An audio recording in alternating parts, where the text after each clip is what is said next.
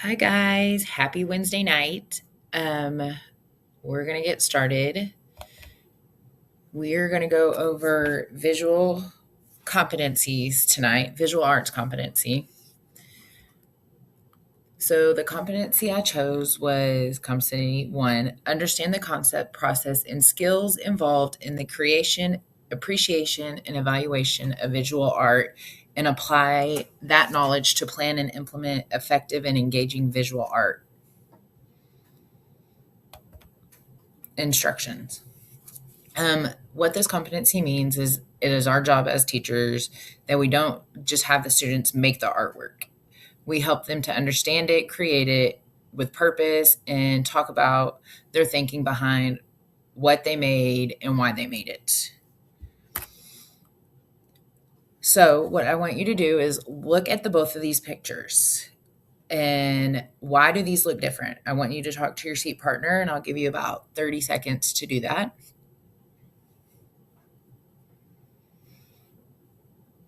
Okay, these pictures look different because they use different elements. One has lines and shape and bright colors, and the other is uh,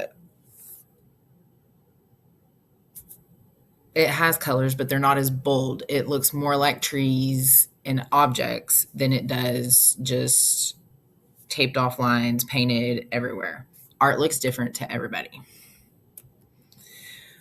There are 7 different elements of art. Do you know why we teach these elements of art? One of the answers that you should have said is it helps students to understand how art is created. So the one of the 7 elements is line. That means drawing any type of lines, whether those lines are straight like this, they're like this, or they're curved. It's any type of lines. Different shapes. We build shapes like if I was to paint a picture and just do a bunch of circles, those are shapes. People use shapes in all kinds of different ways. There's a painting of a can I've seen. It's a shape, it's a cylinder. So, I mean, it's there. You have colors, you have bright colors, you have pastels, you have colors that are mixed to make other colors. There's all kinds of different ways to explore the different colors. Texture, you use different materials, whether if you're using to draw a cactus, you draw like the little spikes coming out so it looks like the texture of a cactus of the painting you have. Or grass, whenever you draw the lines up to make grass, it looks like the grass. It's not just there for looks. You have forms where you create 3D objects. That one's a newer one to me that I don't know a whole lot about. And even looking this up, I still wasn't 100% sure. Space is how you show depth, like how deep into like a picture you can go if you're painting a window or a wall, how deep it looks going in. And value, which is a new one I've never heard of, learning about this, you shade it to make it you see the different aspects of it, whether you it's night and you see the light and the dark, stuff like that. So I found a worksheet that whenever you're first introducing art, that would be good to work on the teaching, making sure the students have the elements down. And all you have to do is, depending on the grade, pre-K, you would probably have to do it together as a whole. In kinder and first, they can read on their own. And by then, I'm sure they've learned some of the elements, but you read shape and then you draw it over to a line over to the different shapes. You draw a line up to the lines, you draw colors, then you have the 3D, then you have texture like the brick wall. It looks like a brick wall just by the way they have painted it. I think this is a good way to make sure that students know the elements before they actually start creating the artwork. So, to support students' understanding of art, we have to give students time to explore materials and artwork. We can't just hand it to them and expect them to do it. We have to give them the time to explore what they're using, whether it's paints, markers. You can also do that by modeling thinking out loud. I noticed that bright colors and curved lines in this painting. You can ask them questions like, what do you see when you're looking at this picture? What stands out to you the most in this soup can picture? Is it the bright colors? Is it the soup can you see that's 3D as well as a shape? Um, Asking them the open ended questions where it's not like, yes, it has bright colors.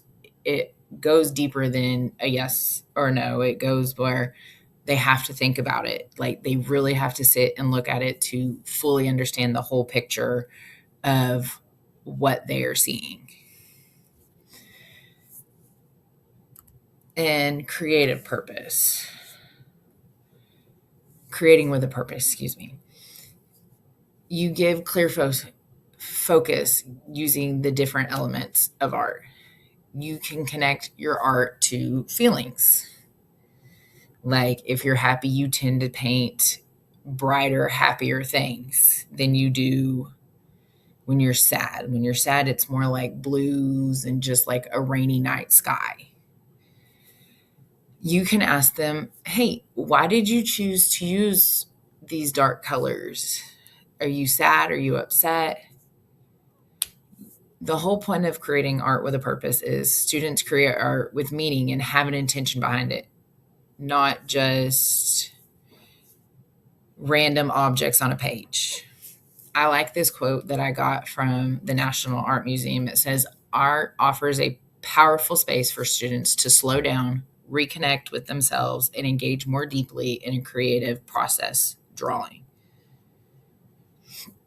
And I think kids need that. They need to be able to let themselves out. And I think that is a good way to do it. It's one of the best quotes I've seen.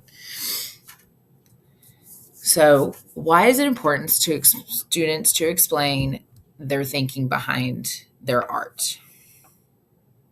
Let's think about that.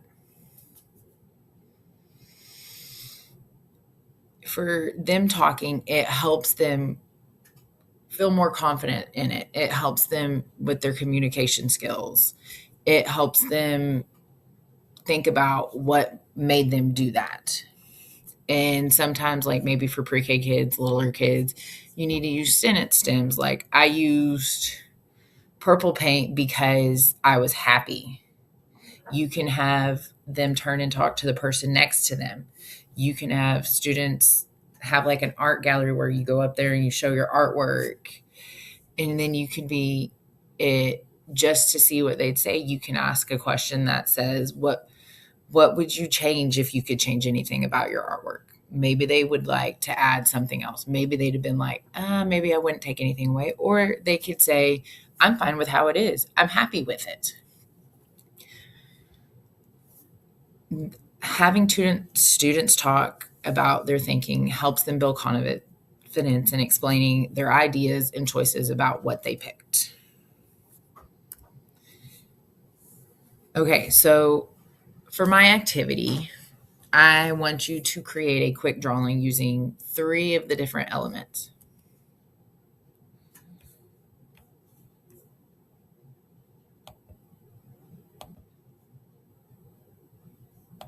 Okay, sorry, I thought we're almost there. Okay. Let me go back through the slideshow. Sorry.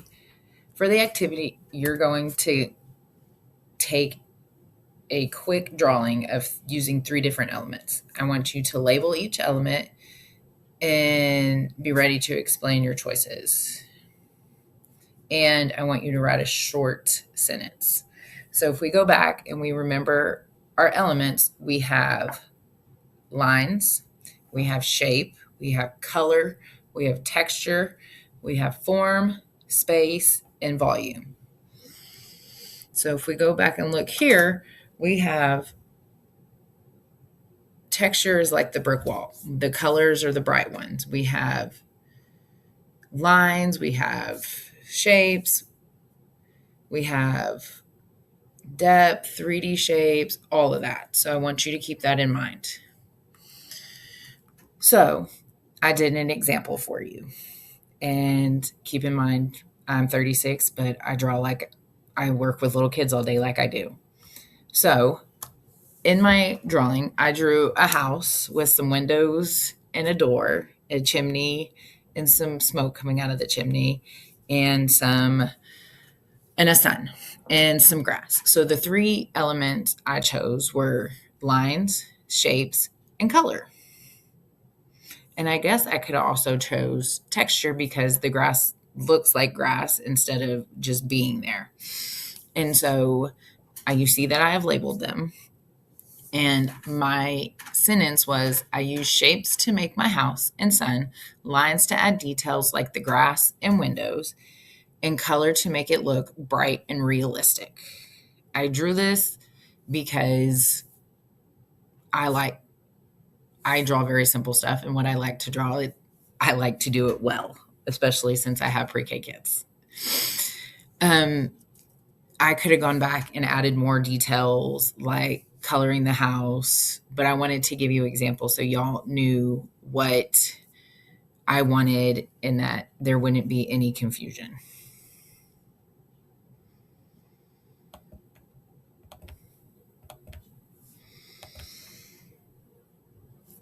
This activity is simple for pre-K kids, but maybe even kinder. But this is a simple example that can be changed for each grade level.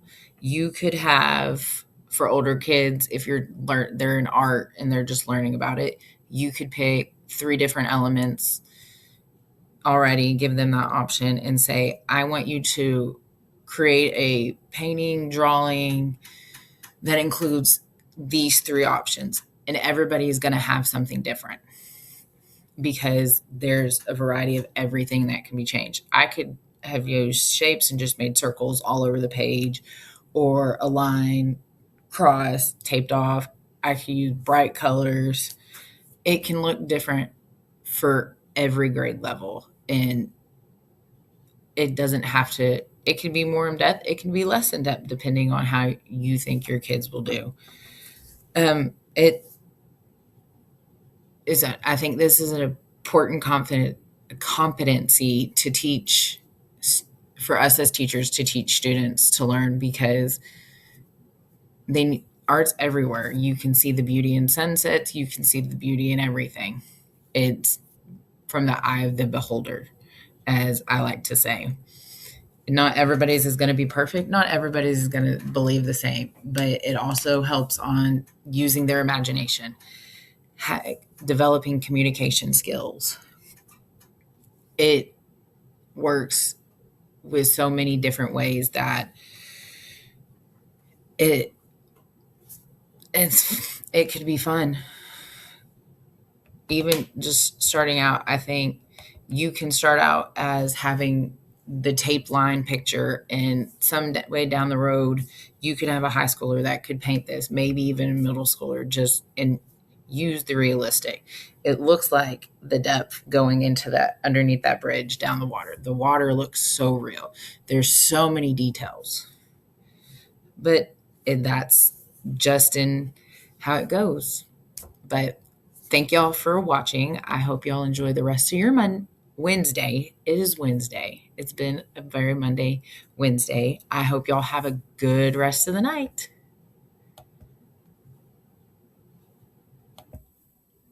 One thing I would like to show you is, if I can get it open, is the place where I found that quote.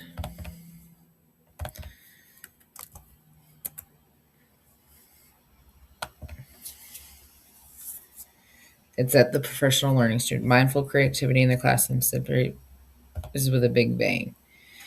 It says they have art classes that can help teach, but teaching art and mindfulness together creates mental space students need for creativity, thinking to flourish. I think a lot of their stuff they talk about could be really good for teachers to look at just to maybe get some ideas. And I mean, they learn all kinds of stuff. I think this is one of the places I've ever seen. They want collaboration. They want people to be creative. They want their understanding. They want all of this. And I think it's a really cool place to maybe take a look at one time. Sorry for the last minute thing, but I hope y'all have a good night.